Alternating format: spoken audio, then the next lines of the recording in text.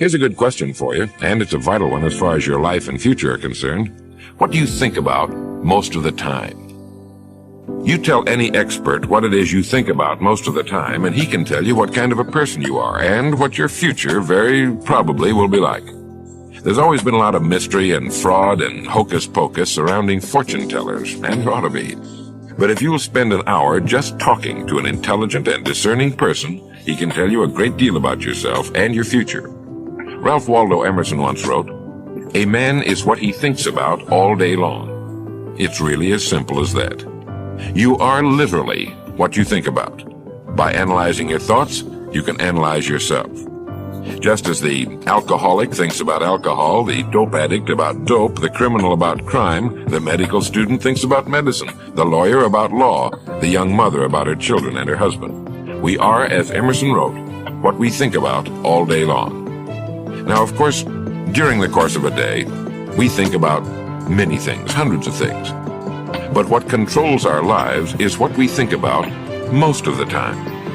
So if you can tell me or anybody what you think about most of the time, I or anybody else can tell you what you are. Now this gives a person who understands this fact a really remarkable measure of control over his life, since he will become what he thinks about, and since he can control his thinking, he can, to an altogether unsuspected extent, control his life and his future.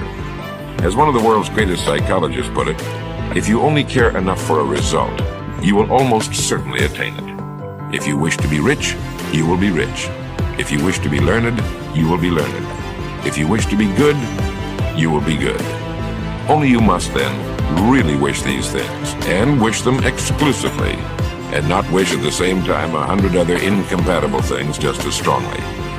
In my opinion, confusion in a person's life can be traced to confusion in his thinking.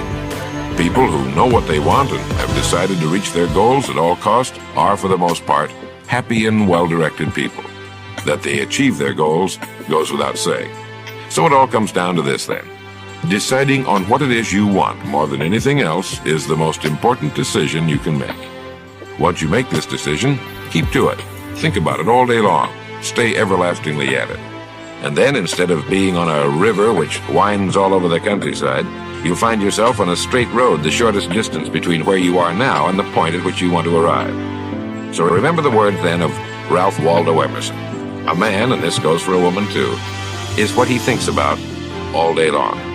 Now, what are you thinking about right now? Do you know what the four things are that an education can give you? Well, there are 3 P's and an F. The 4 great objects of life and education can be listed as poise, power, peace, and freedom. Let me tell you the 10 marks of an educated person. You can check them off as I run down the list and see how you qualify. The 10 marks of an educated person. 1, an open mind. This is the ability to toss even your most cherished beliefs into the trash can if you find they're not true.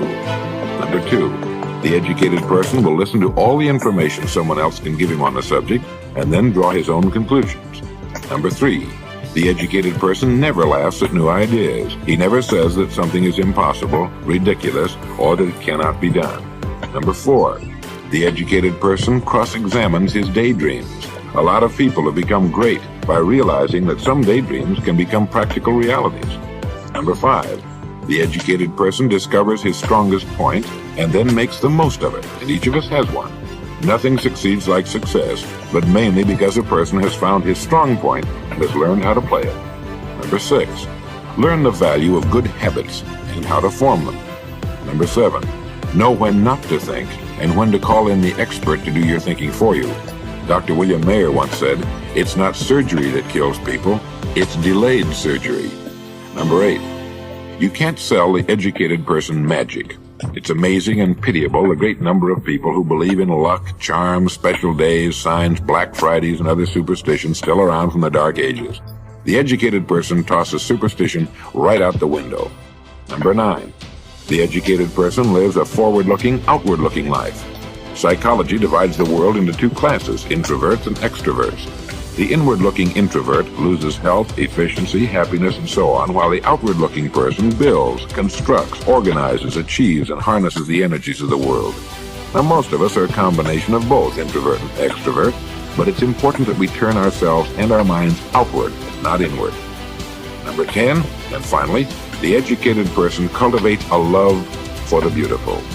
Beauty can be a fine book, good music, nature, a painting, any one of a million things. The educated person sees beauty in just about everything.